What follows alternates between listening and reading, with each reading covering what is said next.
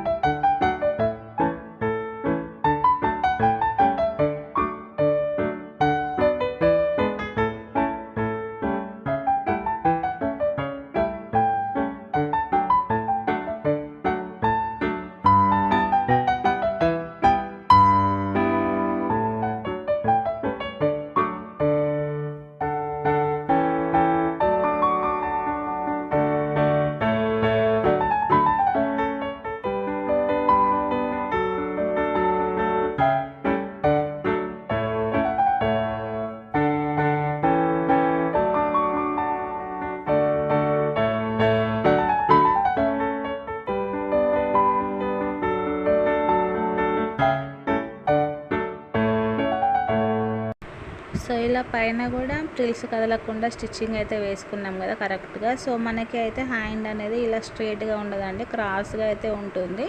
So ఇప్పుడు మనకి paper cutting అనేది కంపల్సరీగా కావాలి. ఇలా మనం హాఫ్ ఫోల్డింగ్ కానీ ఫుల్గా ఓపెన్ అయితే చేసుకొని ఈ పేపర్ అనేది ఉంది కదా, సో ఈ పేపరు మనం ఈ కింద బార్డర్ కోసం ఉంది కదండి, సో ఈ బార్డర్ అయితే తీసేసుకోవాలి. సో ఇదైతే కట్ చేసి మనం ఇప్పుడు ఈ క్లాత్ పైన ప్రిల్స్ పెట్టుకున్న దానిపైన ఈ పేపర్ అయితే పెట్టుకోవాలి.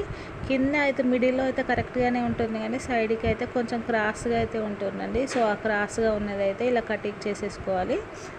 సో మనకి ఇప్పుడు ఇలా చేసుకుంటేనే పైన ఫ్రిల్స్ పఫ్ లాగా అయితే లూజ్గా అయితే కరెక్ట్గా అయితే వస్తుంది.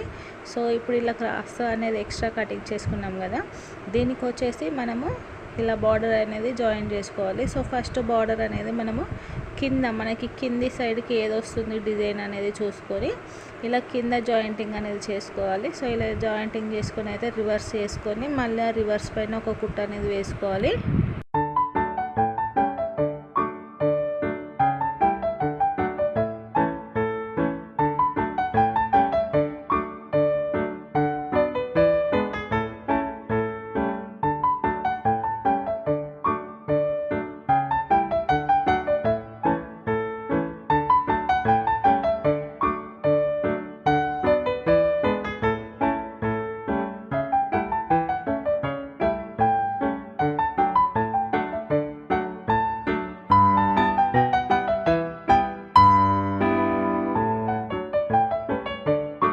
సో ఇప్పుడు వన్ సైడ్ బార్డర్ అయితే క్లోజ్ చేసేసుకున్నాం కదండి. సో దీనికైతే మనము ఇలా మెయిన్ క్లాత్ పైన మనకి ఫస్ట్ పఫ్ పెట్టుకున్న దాని మీద బార్డర్ అనేది పెట్టాలండి. సో వర్జినల్ ఇక్కడ వచ్చేసి ఇలా వర్జినల్ కరెక్ట్గా పెట్టేసుకోవాలి.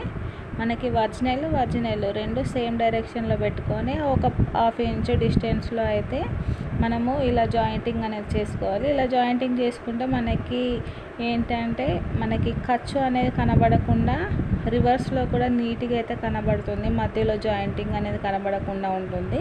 సో ఇలా స్టిచ్చింగ్ అనేది వేసుకున్నాం కదా, ఇప్పుడు వచ్చేసి దీన్ని ఇలా ఫోల్డింగ్ చేసుకోవాలి. సో ఇలా ఉంది కదండి. సో ఇలా ఆపోజిట్ పైకి కాకుండా మనకి వర్జినల్ అనేది ఉంది కదండి, సో ఈ వర్జినల్ అనేది లోపలికి పోయేట్టు ఫోల్డింగ్ చేసుకోవాలి. సో ఖచ్చితంగా కరెక్ట్గా చూసుకొని మరీ అయితే స్టిచ్చింగ్ చేసుకోవాలండి. ఇలా వర్జినల్ అనేది లోపలికి పోయేట్టు ఫోల్డింగ్ చేసుకొని మనకి ఉన్న లైనింగ్ ఎడ్జ్ అలాగే ఇంతకుముందు జాయింటింగ్ చేసిన కుట్టు అనేది ఉంటుంది కదా, దానికి దానిపైన కుట్టు పడేటట్టు అయితే కుట్టు అయితే వేసుకోవాలి. సో ఇలా మళ్ళీ మనకి ఇంతకుముందు ఫోల్డింగ్ చేసిన దానిపైన పడకుండా దాన్ని అయితే మొత్తం లోపలికి అనుకుంటూ అయితే జాయింటింగ్ చేసుకోవాలి. సో ఇక్కడ వరకు అయితే మనకి హ్యాండ్ ఇన్విజిబుల్ బార్డర్ అయితే వస్తుంది. సో షేప్ పట్టి కూడా ఇలా ఈ మెథడ్లో అయితే స్టిచ్చింగ్ చేసుకోవచ్చు. సో దీన్ని కొంచెం జాగ్రత్తగా అయితే రివర్స్ చేసుకోవాలి. సో ఒక కొనాన్ని పట్టుకొని ఇలా లైనింగ్ను కొంచెంగా మార్చుకుంటూ అయితే రివర్స్ తీసుకుంటే ఈజీగా అయితే వస్తుంది. సో కొంచెం వరకు అయితే టైట్గా వస్తుంది, కానీ తర్వాత అయితే ఇలా లైనింగ్ అనేది రివర్స్ అయిపోయింది అనుకోండి, చాలా ఈజీగా అయితే వస్తుంది.